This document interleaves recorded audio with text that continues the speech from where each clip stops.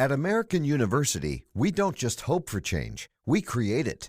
We don't just dream of a better world, we make it a reality. With a graduate degree from AU, you'll access expert faculty and connections throughout DC to develop skills and experience to turn your passion into purpose. And that purpose can make all the difference in your career. Discover the difference a degree makes at american.edu/grad school.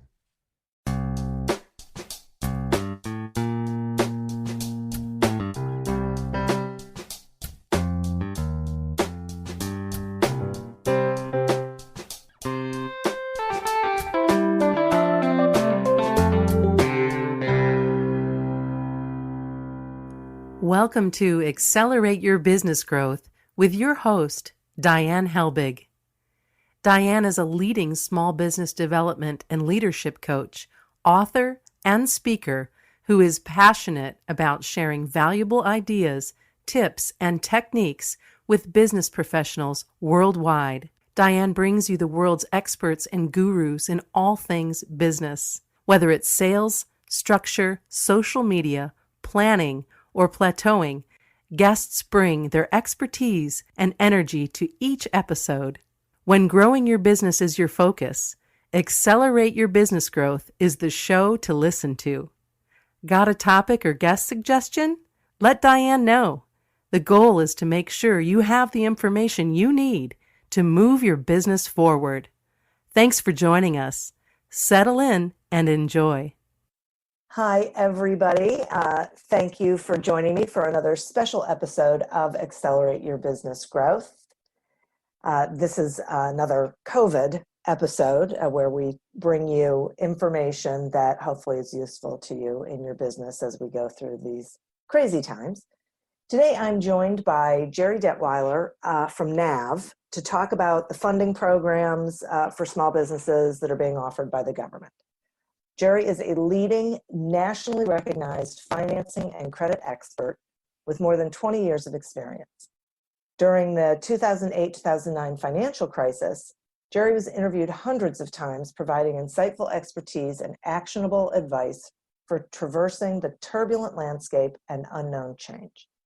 Today, she serves as education director for NAV, the trusted financing partner of over 1.2 million businesses, where she gives NAV's customers certainty in an uncertain world through expertise and actionable advice.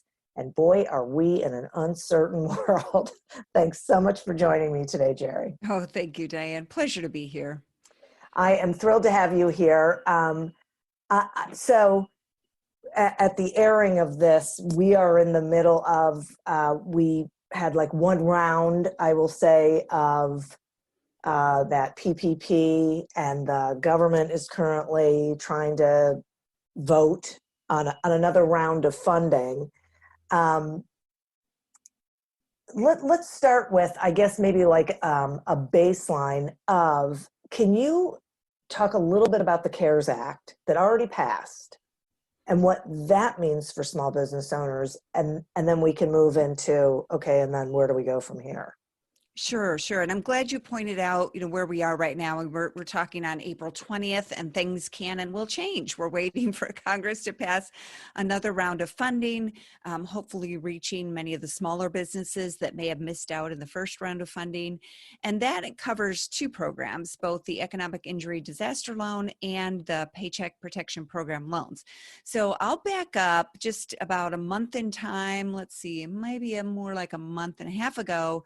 The very first thing that Congress, or the very first thing that the government did, was they opened up the Economic Injury Disaster Loan, or I'm going to call it EIDL, for small business owners affected by COVID. So normally this program, disaster loans, has been around for a long time.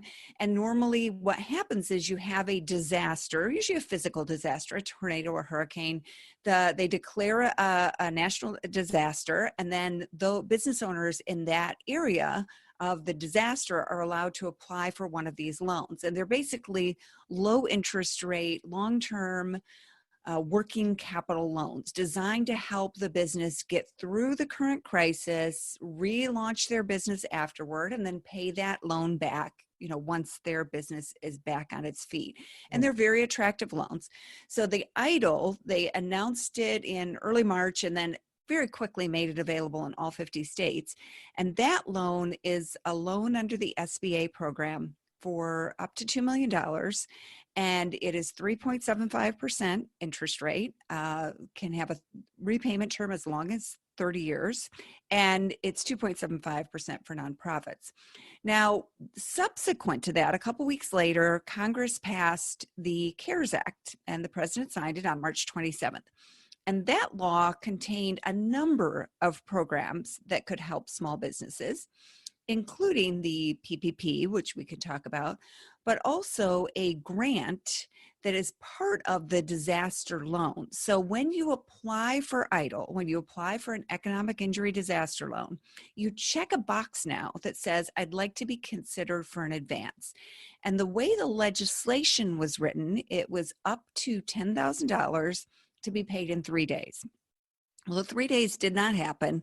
It took a couple of weeks, but we have started to see business owners who are getting deposits from the SBA for the advance on their disaster loan. And subsequently, because there was so much demand for this, the SBA determined that they were going to pay out the advance based on the number of employees. So if you're a solopreneur, you're the only employee in your business, you'd get $1,000. If you have 5 employees, you'd get $5,000. So that was a little bit of a shock for some business owners who had read articles that made it sound like this is $10,000 in free money, grab it right away. It turned out to be more limited than that, but we are starting to see those grants being made. Now, as of last Friday, or was it Thursday? My days are a blur here. The SBA shut it down to new applications because they said basically, we don't have enough funding to continue to take new applications. So they're still working through the EIDL applications that are pending on a first come, first serve basis is what they said. So people who applied in the first round are still waiting to get an advance and or a loan, but we are starting to see those come through. So that's the first program. Does that overview make sense? Yes. Yeah. And thank you for that. It makes so much more sense than. Yeah. And I do want to add just a couple of notes with EIDL.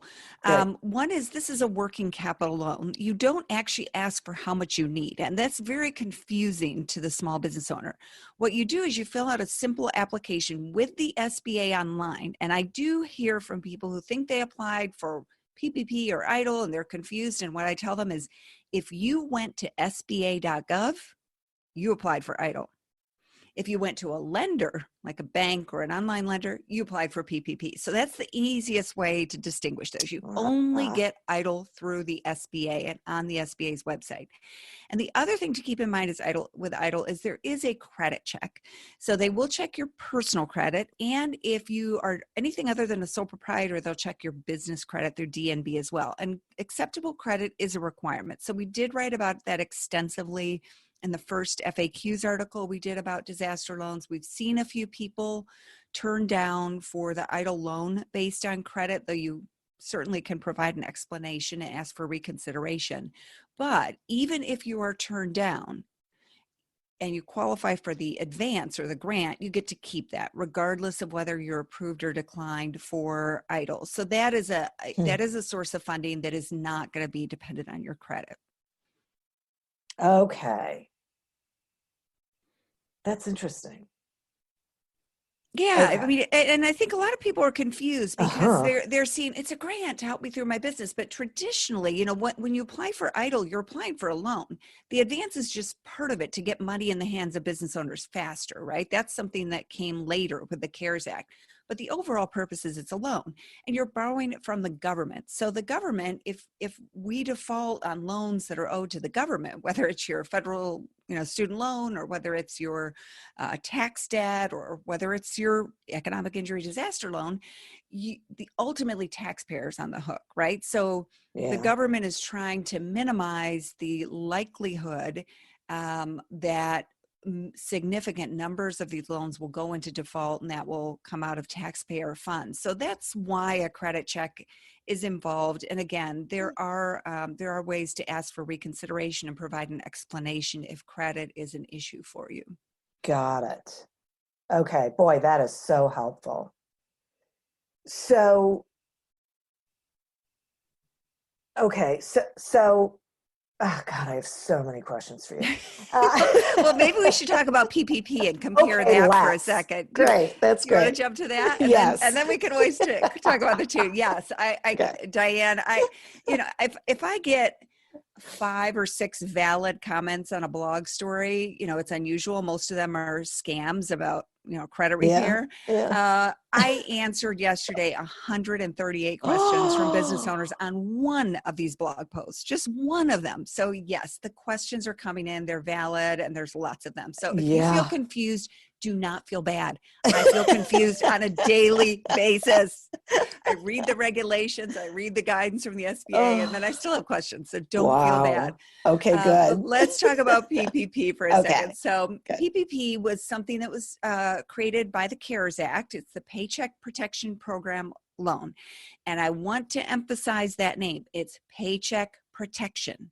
It is not the Save My Business loan. It is the Paycheck Protection Program loan. And so you have to remember what it's designed to do. It's designed to keep employees on the payroll so that the business can make it through the next 8 weeks after they get the loan, and then hopefully things will have shaken out a little bit. They settled on 8 weeks. Who knows, it may have to be longer, but they settle on 8 weeks, and then you can rehire those employees, hopefully start getting them back to work, and you won't have lost all these employees who you might have otherwise kept on your payroll. And it can include you too. So business owners are confused, but if you pay yourself through your business with certain qualifications, you can get money out of the PPP program too. And it can also help those who are self-employed. So those who are 1099 contractors, those who file a Schedule C to report their business income on their personal tax forms. So that's very important because we've gotten a lot of questions from those individuals. Yeah, So here's how it works. You apply for a loan amount based solely on payroll and related payroll expenses like group benefits. Overall, you get 2.5 times your average monthly payroll. And there's a couple different ways to look at it, either the last 12 months or 2019. There's a seasonal calculation for seasonal businesses, and for the self-employed, the SBA has recently come out with guidance that you base it on your net income from your 2019 tax return. So whatever the line 31 on your 2019 Schedule C showed, that's what you use to calculate your 2.5 times monthly revenue, your loan amount. Okay, so if you think about it conceptually, step back, and I know it sounds confusing, but step back. What they're trying to do is help you pay your payroll for 8 weeks. So they're building in a little bit extra there. So 8 weeks, roughly, 2 months. So you get 2 months of payroll, and then there's that little 0.5%.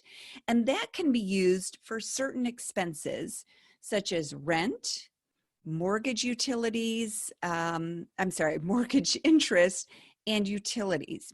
And if you then, after you get this loan, the bank deposits the money in your account. If you use the funds for those purposes, primarily payroll, but also a little bit of rent, mortgage interest, and utilities, then you can apply to your lender to have it forgiven. And in the meantime, there's no payments for 6 months. So the idea is you're going to get this loan, you're going to apply for forgiveness, you're going to keep paying people even if they're not working. So there's a lot of confusion about that for businesses who have sent people home. And then you show, here's how I spent the money. If you spend it in the right way, then you can have it wiped out. So basically, you never really have to pay a loan repayment. Now, if there are amounts that don't qualify for forgiveness, let's say you didn't maintain payroll for any number of reasons, maybe some employees couldn't come back to work and you couldn't replace them, then any remaining balance becomes a loan for 2 years at 1% interest. But the ideal of the program, the main purpose of the program, is to keep people on payroll. So I think that gets confusing and frustrating for business owners because they have other expenses they need to pay, right? They might have vendors they need to pay, inventory, rent, independent contractors. So for many businesses, applying for PPP and EIDL can make sense because you might be using those funds for different purposes. As long as you don't double dip and use EIDL funds for payroll and the same amount for your PPP, then you can apply for both programs if you qualify, and those funds may be complementary and together get you through the current disaster. Does that make sense? It does. It makes so much sense. Now, PPP is done though for now. Like, how are people applying for that? Through their lender? Yes, great question. So PPP goes through lenders. It includes banks and non-bank lenders. And that program also halted for new applications last week because the funds were accounted for. You may have heard on the news the statistic that in 14 days, they made 14 years worth of SBA loans through PPP. So it was just truly a mad rush. But many lenders are now ready, and they're actually processing applications so they can get ready. So when Congress, big fingers crossed, I mean, I've got my fingers, toes crossed, but it's looking pretty positive at this point, as of Monday, April 20th, that they will this week allocate more funds to the program. Then they can submit those applications, because every single application has to go through the SBA, because remember, there's a certain amount of funds appropriated for this program. So they have to know, how many funds have been, how many loans have been approved, and then of course, how many get funded. And then we have stories like Shake Shack returning their $10 million, which is great because that will be available to small businesses. So everything has to get funneled through the SBA. And so these lenders are getting ready to do that. Now, what I've been telling small business owners about where to get your PPP loan is, first of all, certainly check with your own bank where you have your business relationship. If they can help you, that may be the easiest route for you, simply because they already know you're a business customer. You've given them certain information to open up a business checking account or get a business loan from them, and so they verified you as a business customer. But we do know that there are a number of small business owners who have not successfully gotten money through their own lender. It could be that the lender's making loan amounts above a certain dollar amount, or only customers who have specific relationships with them, et cetera. And so companies like the one I work for, NAV, are helping to funnel customers to PPP lenders who may be able to help that. And that includes both banks as well as non-banks that have gotten either approved or are working as agents to help process these loans. So the important thing to remember is that, well, two things. One is, if you don't fill out an application, you definitely won't get the money, right? So there's no guarantee that in this next round of funding, they won't go through it very quickly, and some business owners won't get funding. We hope that this round is big enough, and I know that the reason they had to reopen is because Congress, heard from constituents who were saying we didn't get, what we needed. But you won't get, so I would definitely say pursue the process for sure, because you want to, I don't want to say be in line, because it's not like it's a one big line where where you are in the line, right? It's sort of like when I went to Disney this year and we got there at 5 in the morning, I think it was 5 in the morning, because we wanted to go on the, what's it called? The Star Wars ride. And so you have to get in the park. And then when you get in the park, you open the app and you try to get the fast pass for it. And it was random. We got number 46 and someone next to us got number 2. And, then, it's that times, times 1,000 in this process. But we had to be in the park. The point was we had to be in the park in order to at least try to get the fast pass. So that's important. And then the second thing I was going to say about this, which is, it's also important. Well, I don't know. I don't remember, but I will say that if you haven't familiarized yourself with these loans, do so. I just published an article this week on how to apply if you're self-employed, and it's different than the guidance that we saw before the SBA released this guidance. So staying up to date with the latest information on the program seems a little overwhelming. but there are a lot of common questions. So those 138 questions I just told you I answered, many of them were very similar, which was, how do I use the money so it can be forgiven? And how do I apply if I'm self-employed? So we've done our best to try to address that. But the other thing is, I know what it is. You need to get your bookkeeping up to date, because you don't have to have filed your 2019 tax returns, but the information you will glean from those tax returns is what you will use to apply for EIDL or for PPP. So being up to date with your bookkeeping is really essential. So we have a couple of days till these, hopefully open again, fingers crossed again. So if you aren't up to date with at least your 2019 bookkeeping, I would recommend you do so. And I would also recommend you at least get a P&L together for 2020, as that could be helpful for your EIDL application if you go in that direction. Wow. Okay.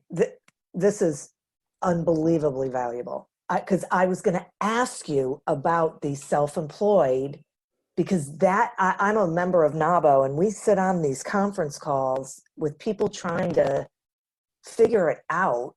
And boy, I mean, that really helped tremendously.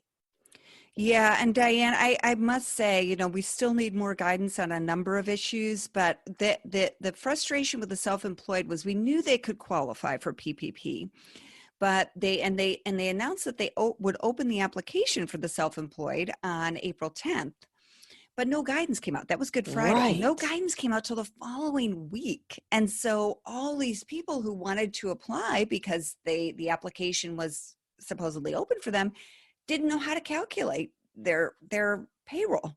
And so that was really unfortunate, but now we do have the guidance. So if you hesitated, if you started to fill out and even if you filled it out and you're not sure if you understood how it worked, I'd be happy to share that link, Diane. Look Great. at that article, look at the guidance from the SBA. I know it's not fun, but you can read these FAQs from the SBA, and there might be a question in there that it helps you answer, so you can feel a little bit more confident about the process. Yeah. Boy, I have to say, I think there's like nothing worse than all of a sudden having your business shut down and then having information coming at you like a sort of like a fire hose. It's like muddy water.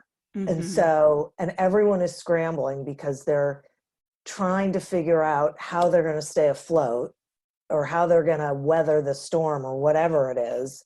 And which is why I'm so grateful that you and I are spending this time talking about this, because I have to tell you, I mean, this is like the clearest I have heard any of this in I'm so glad. Weeks. Yeah, me too. I'm so glad. Well, for me, it feels good to be able to do something, right? I can't, I'm not a first responder. I can't, I can't work on any of those things, but if I can help a few small business owners navigate this and figure out, what the next step is, I'm going to do my best to do that. I so appreciate it. Now I have sort of a weird, what might potentially be a weird question, but when I was on one of those calls, I heard a woman say she had applied for the PPP, and while she's waiting, she's taken out a loan to cover her payroll so she doesn't lose her employees. So is she going to be able to use the PPP to pay back the loan that she had to take out? So it's a tricky situation. So I can't give the legal or tax advice on this. And I would guess that most accountants and lawyers wouldn't want to give it on either. The forgiveness basically works like this. You need to, the minute that money hits your bank account, it starts an 8-week clock ticking. And you need to document how you use the funds. And it's 75% needs to be for payroll related expenses, including the salaries you pay employees, can include yourself. Certain payments. I have seen an SBA email that said that you could not use it for, if you're like an S Corp and you pay yourself a salary plus distributions, you couldn't use it for the distributions portion. So there are some limitations, but and then you have to show the lender, provide documentation that that's how you spent it. So and it's not designed to pay debt to qualify for forgiveness, even though the money she used was for payroll. I would say that's a tricky situation. So that is one where I would get some advice. Okay. Try to get some advice from an attorney or an accountant, because she's going to have to demonstrate how she used those funds during the 8 weeks after she got the loan. And if she's already paid that payroll and she's not paying it in those 8 weeks, then that could prove to be problematic. So maybe she uses it in those 8 weeks after she gets a loan, and then I don't know. That's a very, very tricky, very tricky situation. Yep. I know. I was listening to it and I was thinking, okay, I'm not sure the government quite gets it, that these people are on a daily basis trying to figure out what they're going to do, and they're incurring more costs. A lot of them are incurring costs that they are not receiving revenue for. So I feel like when we start coming out of this, I wonder if like how long it's going to take for a lot of companies to like get out of the hole. I feel like a lot of them are going to be sort of chasing themselves, trying to make up for what they had to spend while they weren't getting any revenue. And then when they start getting revenue, there's costs associated with that. Yeah, and that's a valid point, especially with something like EIDL, where it's pretty much a loan. I mean, there's a small advance associated with it, but it's pretty much a loan. I should add that with EIDL, if you just wanted the grant, you get the grant, and then they offer you a loan for $9,000. You can say no. You don't have to take the loan. So that's something to know, something worth noting. But it is a real question. The beauty of PPP is, keeping those workers paid. So when it's done right, it can be basically a grant from the government, because the loan is forgiven and the government picks up the tab for it. But I can tell you from those questions that I'm seeing in the blog, there are so many individual circumstances. And I'll give you two popular questions that I'm getting. One is people who already laid people off, and those employees would rather collect unemployment, because with the enhanced unemployment, there's a name for it, not remembering, but the $600 weekly, they feel they'd be better off that way. And so they would rather stay on unemployment, now provided you can get it from your state. I know in many states it's like pulling teeth, right, to get it if you're self-employed. But so those business owners would say, what do I do? My employees would rather collect unemployment, and they're not working. So it's very confusing to an employer to think, I'm going to pay someone not to work, because if it's not a job where you can telework, then you're paying them on the payroll, but they're not working. So that's confusing. But from the employee standpoint, remember too, this PPP money can help cover certain group benefits. So keep you on the medical insurance, retirement contributions, things like that are also very important during this 8-week period. That, if you just simply got laid off and had to go to unemployment, you might be scrambling, to get health insurance and other benefits. So that's one thing to keep in mind. The other scenario that I've seen that is, Diane, I've wrestled with this in my mind, and I just have not come up with the answer yet, is you have a business who is highly dependent on contractors. So let's say you have a tutoring business and all your tutors are, independent contractors. Mm-hmm. The SBA has said independent contractors must apply on their own. You do not include them in your PPP funding. So you cannot get PPP funding to continue to pay your contractors. They can get PPP funding on their own, but then do they collect the money from the government and then work for you without you paying them?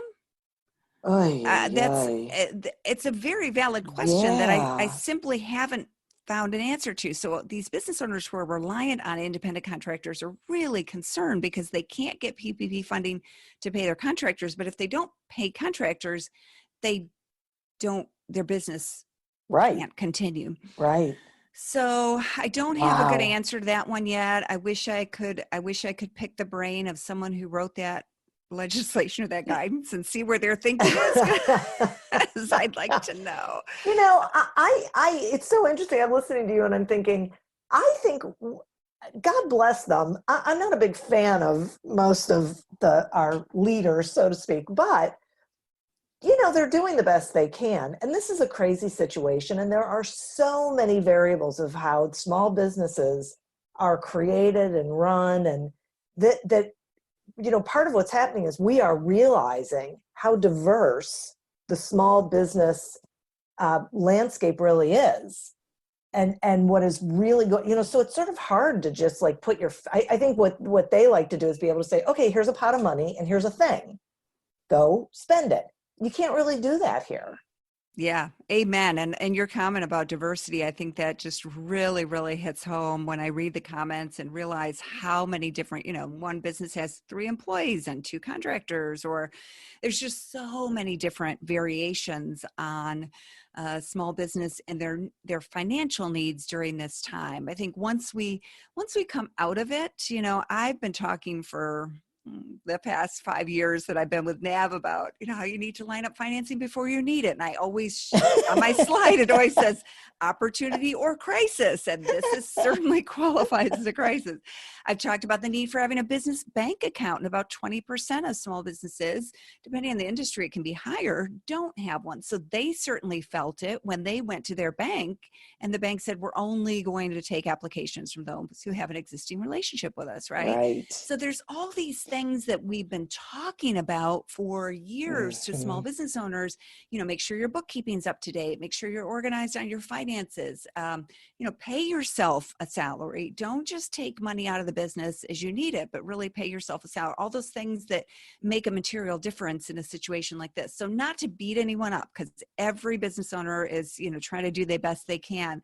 But I do think this sort of shines a really bright spotlight on some of the ways that some small businesses are operating that are ending up, unfortunately, coming back to bite them during this crisis when they most need the funding. Exactly. Right. Right. So we'll have the opportunity to learn from it. But in the meantime, we want those businesses to be around to be able to learn from it.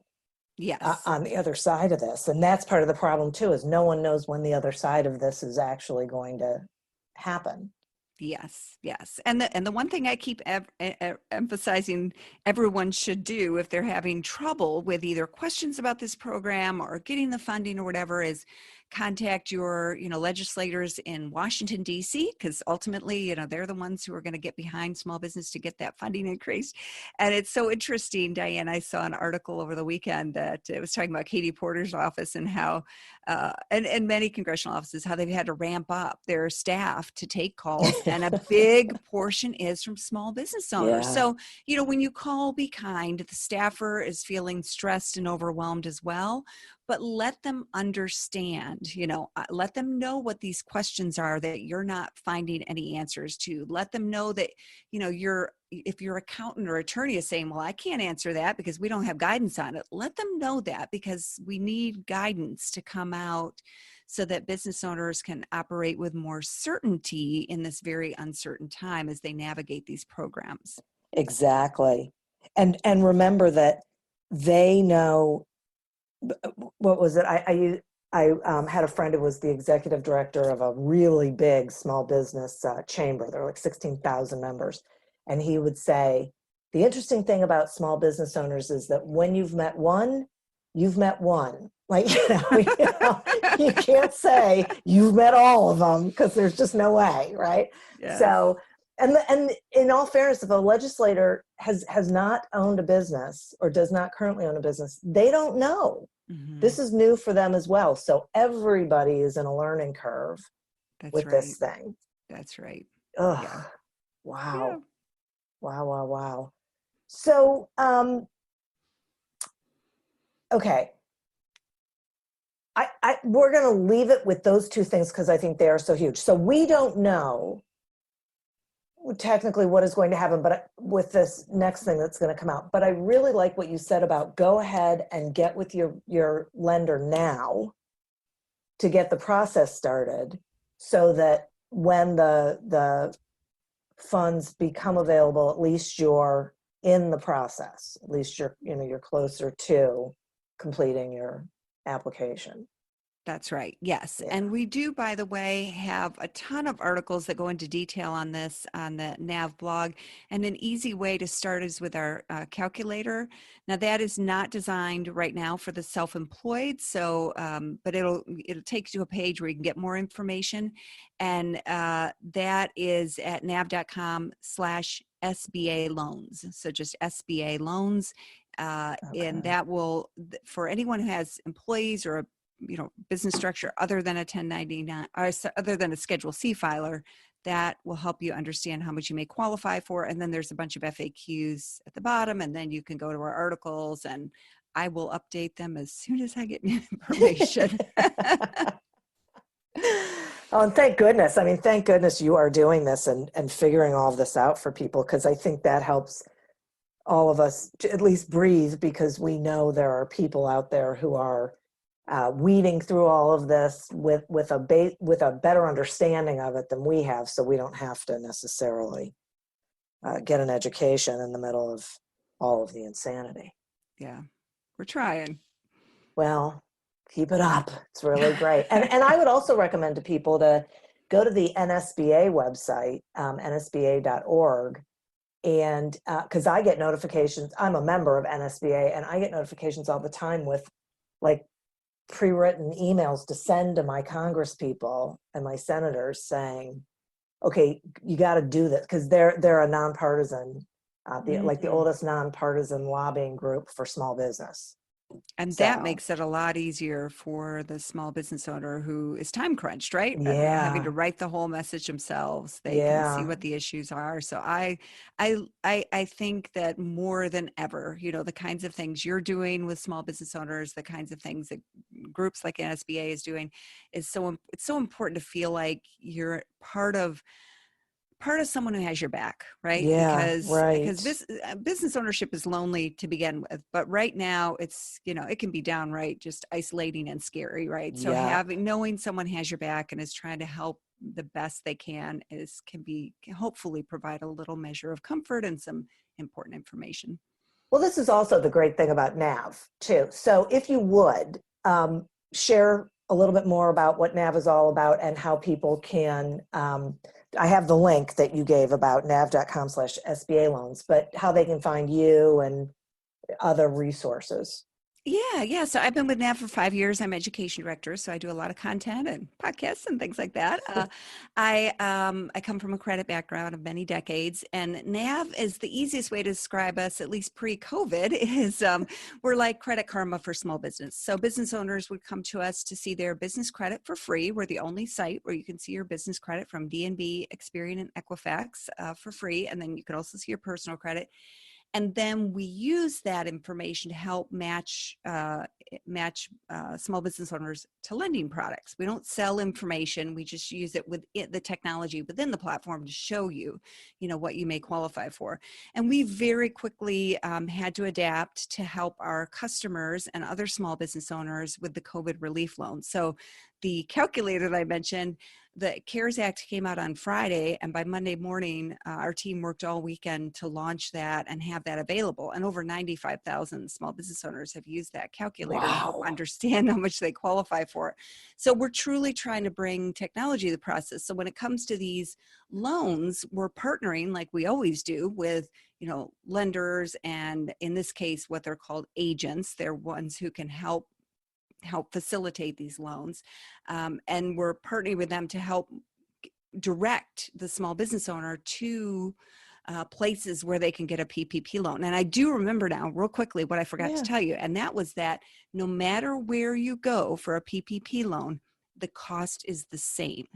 So it's always going to be 1% for 2 years on any remaining balance and no fees. The fees are waived and they cannot charge you fees. So we're not going to charge fees to help people find a PPP lender. We've heard from people who have paid as much as $2,000 to a scammer who said they would get them to the front of the line. And unfortunately, that was just pure money lost. So don't do that. Don't do that. You may have to pay your accountant to help you get your bookkeeping up to date, right? So you can apply, but you shouldn't pay a fee to apply for a PPP loan. And so just be careful that you're, dealing Wow. with someone reputable. Boy, no kidding. Huge, huge, huge. Oh, Gerri, I so appreciate this. This has really just been tremendous. Thank you. You're so welcome.